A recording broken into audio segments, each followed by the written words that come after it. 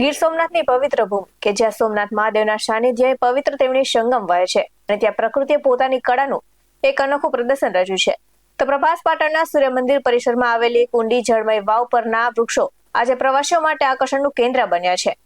કારણ છે અહીંની પક્ષી જગતના સર્વશ્રેષ્ઠ એન્જિનિયર ગણાતી સુગ્રી પક્ષીની નયનરમ્ય કોલોનીની સાથી હાથ બઢાનાના પરિવાર સાથે પરિશ્રમ અને અદ્ભુત ઇજનેરી કૌશલ્યનું જીવંત ઉદાહરણ એટલે સુગ્રીના આ ઝૂલતા માળા. આવો જોઈએ પોતાના બચ્ચાઓની સલામતી માટે પ્રકૃતિના આ નાના એવા જીવે કેવું અદ્ભુત સામ્રાજ્ય ઉભું કર્યું છે. નમસ્કાર દર્શક મિત્રો, BS9 TV ન્યૂઝમાં આપની સાથે હું છું નેહા પટેલ. સોમનાથ પ્રભાસ પાટણના પવિત્ર ત્રિવેણી સંગમના સાનિધ્યમાં પ્રકૃતિની અદ્ભુત રચનાઓ એક સુંદર નજારો જોવા મળે છે. જે સૂર્ય મંદિરના પરિસરમાં આવેલી જળમય ઊંડી વાવ ઉપરના વૃક્ષોમાં સુગ્રી પક્ષીઓએ પોતાના અદ્ભુત કલાત્મક માળાઓ બનાવીને જાણે કુદરતનું અનોખું સ્થાપત્ય સર્જ્યું છે. તો સુગ્રી પક્ષી કદમાં ચકલીની જેવું નાનું પક્ષી દેખાય છે, પરંતુ તેનું બાંધકામ કળા તેમજ વિશ્વના શ્રેષ્ઠ કુદરતી આર્કિટેક્ટ તરીકે ઓળખ અપાવે છે. આ પક્ષી પોતાના માળાનું નિર્માણ એવી કુશળતા અને સાથે જ સમજદારીપૂર્વક કરે છે કે માનવીય ઇજનેરોને પણ આશ્ચર્ય થાય. સુગ્રીના માળા સામાન્ય રીતે પ્યાલા આકારના હોય છે. ઘાસ, પાંદડા અને વિવિધ રેસાઓને ખૂબ જ બારીક રીતે ગૂંથીને તે મજબૂત માળો તૈયાર કરે છે અને તેની ગૂંથણી એટલી સઘન એટલે કે એટલી મજબૂત હોય છે કે નાનામાં નાનું જીવ પણ અંદરથી જઈ શકતું નથી. અને આ સાથે જ ભારે વરસાદના કારણે પાણીનું પણ એક બુંદ માળાની અંદર ન જાય તેવી રીતના કુદરતી રીતે રચના કરવામાં આવે છે. તો માળાની જગ્યા પસંદ કરવા માટે પણ સુગ્રી પક્ષી ખૂબ જ સાવચેતી રાખે છે. તે સામાન્ય રીતે એવી વૃક્ષની ડાળી પસંદ કરે છે કે તેની નીચે પાણીનો સ્ત્રોત હોય, જેથી શત્રુ જીવ એટલે કે સાપ કે તેના બચ્ચા સુધી પહોંચી ન શકે અને પવનથી માળો તૂટી ન જાય. તે માટે માળામાં તળિયે માટીનો ઉપયોગ પણ કરે છે. તો અદ્ભુત માળો મુખ્યત્વે નર સુગ્રી બનાવે છે અને સાથે જ માળો બનાવતી વખતે નર સુગ્રી પોતાની મધુર સીટીથી વાતાવરણ આનંદ અને ઉત્સાહભરથી ભરી દે છે. જે નર સુગ્રીનો માળો વધુ સુંદર અને મજબૂત બને છે, તેની સાથે માદા સુગ્રી જીવનસાથી તરીકે જોડાય છે અને પ્રકૃતિ પ્રેમીનું આવું કહેવું છે. તો સુગ્રી પક્ષીનું નામ પણ તેની વિશેષતા દર્શાવે છે. સુગ્રી એટલે સુંદર ઘર બનાવનાર. તેનો બનાવેલો માળો એક આશ્રય નથી, પરંતુ કુદરતની સૌંદર્ય પ્રેમી દ્રષ્ટિ, સુરક્ષા વ્યવસ્થા અને અદ્ભુત વણાટ કળાનું જીવંત ઉદાહરણ છે. તો સોમનાથના પવિત્ર ત્રિવેણી સંગમ કાંઠે આવેલી આ સુગ્રી કોલોની પ્રકૃતિ પ્રેમીઓ માટે એક વિશેષ આકર્ષણનું કેન્દ્ર બની છે અને પક્ષીઓના જીવનમાં રહેલી પરિવાર ભાવના, મહેનત અને કુદરતી ઇજનેરીનું અનોખું દર્શન થાય છે. આ સાથે જ નજર કરી આવેલી પ્રતિક્રિયા પર. મારું નામ ભાસ્કરભાઈ, સોમનાથ પક્ષી પ્રેમી. સોમનાથના પવિત્ર ત્રિવેણી સંગમની સાનિધ્યમાં સૂર્ય મંદિરના પગથિયાં ચડતા સિદ્ધનાથ મહાદેવનું મંદિર આવે છે. એના પરિસરમાં સુગ્રીના લગભગ 1 ડઝનથી પણ ઓછા પણ માળા વિસ્તૃત પ્રમાણમાં માળાઓ છે, જે વર્ષોથી છે. આજકાલના નથી પણ વર્ષોથી છે.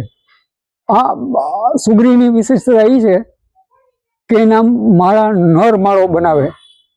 જ્યારે સુગ્રી બહાર બેઠી ચી ચી ચી કરતો એને પ્રોત્સાહન આપે અને પાનો ચડાવે, અને જેનો માળો સારો હોય તેને સુગ્રી સંબંધ બાંધે અથવા તેને પરણે.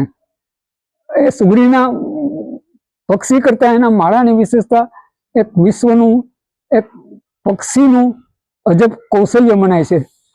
આપણે જેમ 3 કે 4 માળના મકાન હોય છે, એમ માળાની અંદર પણ એના બચ્ચાઓ માટે 3 થી જેટલા તો માળના બખોલો ગોઠવવામાં આવી હોય છે.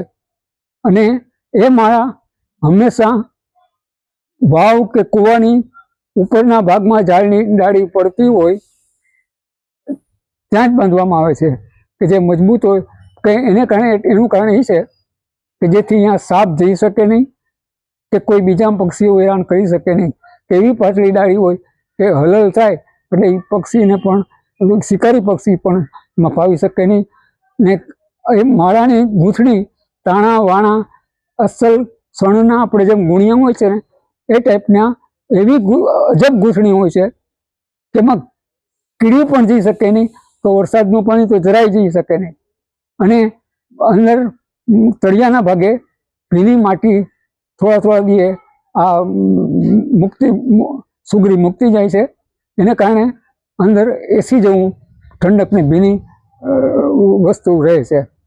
આ માળાની ઇજનેરી કૌશલ્ય જ એ જ મહત્વ મોટું છે કે આ માળાનો જે આપણો પ્યાલો લાંબો હોય એના જેવો આકાર હોય છે.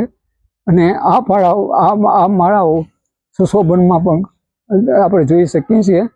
અને પક્ષીઓની આ પક્ષી સુગરી સુગૃહી સારું ઘર બનાવનાર એમાંથી હવે સુગરી શબ્દ બોલાણો. અને એનો મુખ્ય ખોરાક ખેતરમાં દાણા ચણવાનો છે.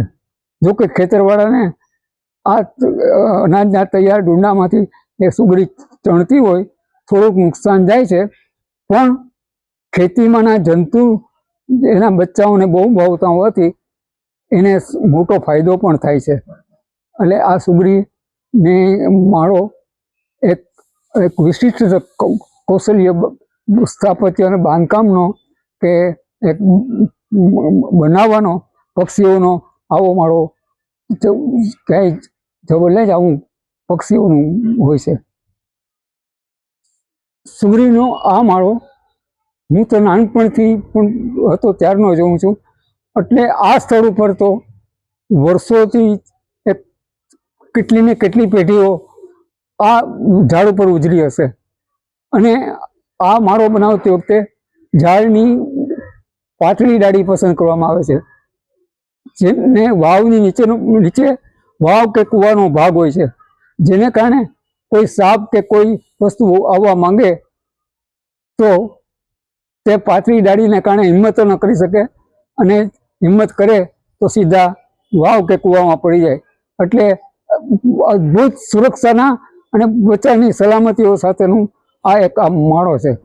આવા જ વધુ અહેવાલ સાથે ફરી મળતા રહીશું. તમે અમારી યુટ્યુબ ચેનલને સબસ્ક્રાઇબ કરવાનું અને અમને ફેસબુક અને ઇન્સ્ટાગ્રામ પર ફોલો કરવાનું ભૂલશો નહીં. બાકી અવનવી અપડેટ્સ મેળવવા માટે આપ જોતા રહો બેસ્ટ ટીવી ન્યૂઝ.